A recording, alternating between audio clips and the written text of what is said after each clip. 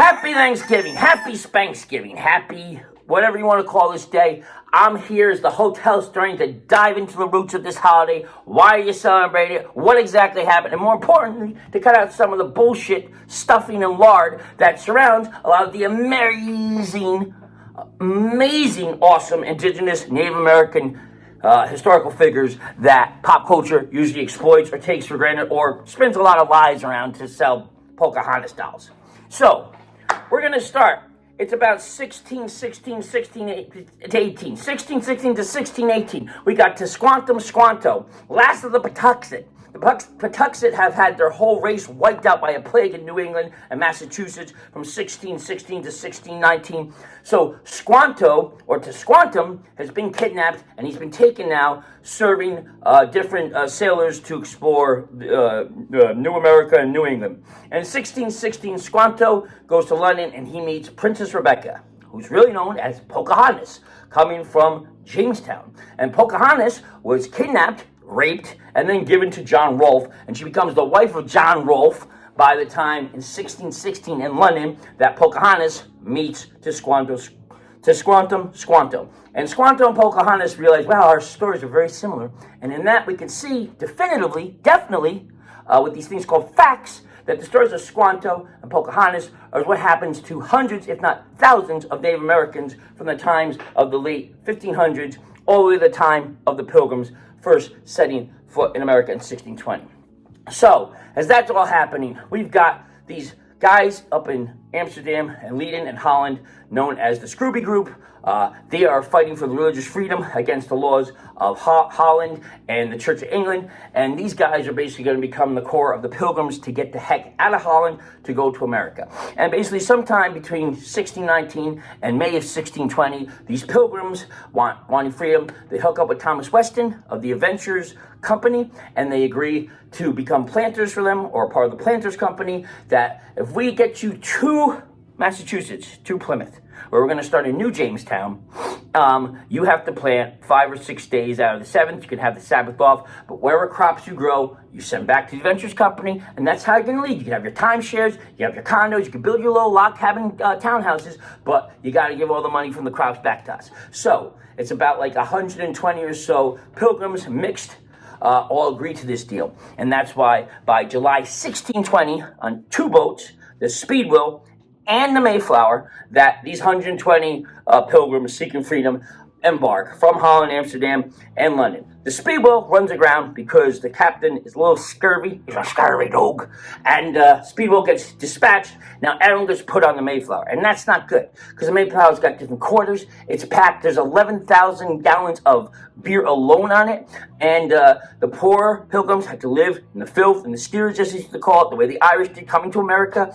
And the richer people have all the cabins. But by the time it's November 1620, and the Pilgrims are coming into the shore of Cape Cod during harsh winter snowstorms, many people have died. They've lost probably already at least 20 people to scurvy, miscarriages, infants, you name it.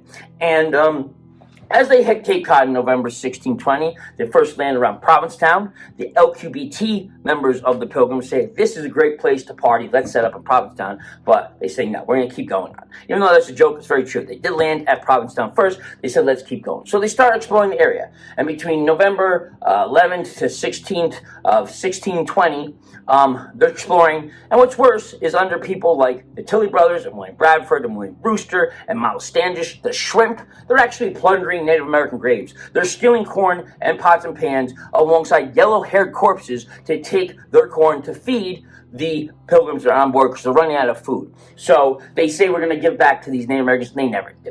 So by December 1620, as they keep exploring on and off, they finally, somewhat on a Monday, December 11th, 1620 is when they're said to have pulled into Plymouth Rock.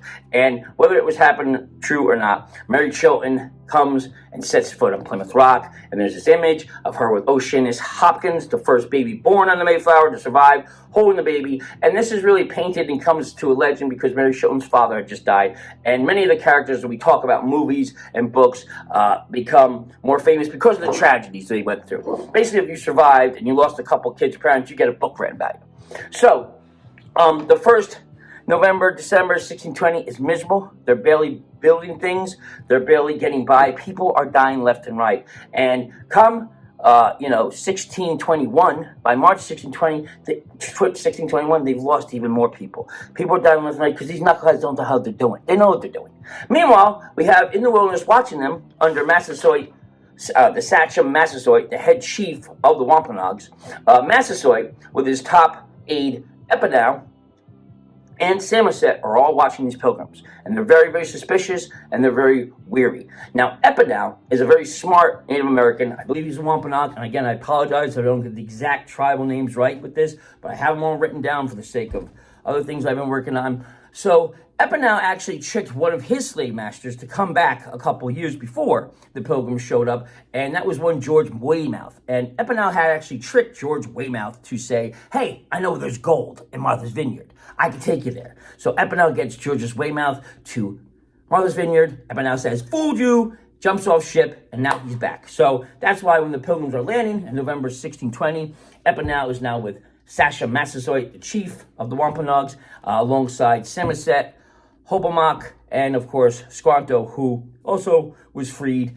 But again, they're a little suspicious of him because he speaks English. So it's really in March 1620, after the Pilgrims are dying left and right, they're barely building these farms. They don't know how to farm. That's when they see Samoset standing barely, almost naked, on top of a hill, right in Plymouth Rock, where you could visit today. And Samoset is the one that brings the Pilgrims in to meet Sachem Massasoit after a lot of scary things, going back and forth, kidnappings, blah, blah, blah. And it's really Samoset that bridges the gap, just because he runs into the Pilgrims, that Massasoit, Sachem Massasoit, the chief of the Wampanoags, and basically the nation of Native Americans in the area, helps the Pilgrims then get through that harsh winter of 1621. And it's really then December 1621, not November, December 1621 is the first Thanksgiving. And in the words of Ice-T, sit up like some fool and eat turkey. That's the day your forefathers jerked me. And this is the truth, because after that, relationships between the Pilgrims and the Native Americans starts to get trickier and trickier and trickier. As people die on both sides, better leaders surrender to the grave and die. They're replaced by people out for colonialism and expanding England's grasp of America.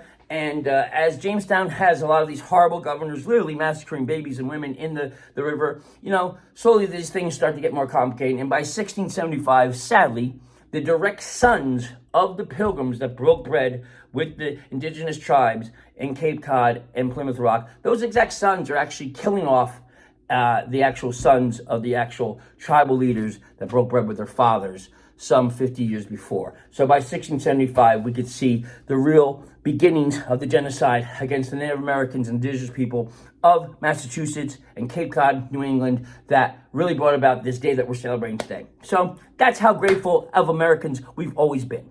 So pardon my rancor or anger, but yes, this has just been to show you that we should be thankful for a lot more than we are today, and that should be that for the indigenous people and Native Americans that really opened their arms and their hearts up to us, and we repaid them with genocide. So have that along with your turkey and your stuffing, but it is a fact, and the facts are going to remain no matter how many people want to debate it or ignore it. So those are the real facts of Thanksgiving, watered down. It would take me 1,000 hours literally to tell you every single fact again, and that stuff is reserved for things I'm working on to bring to light. So happy Thanksgiving. Hope you enjoyed this hotel historian lesson.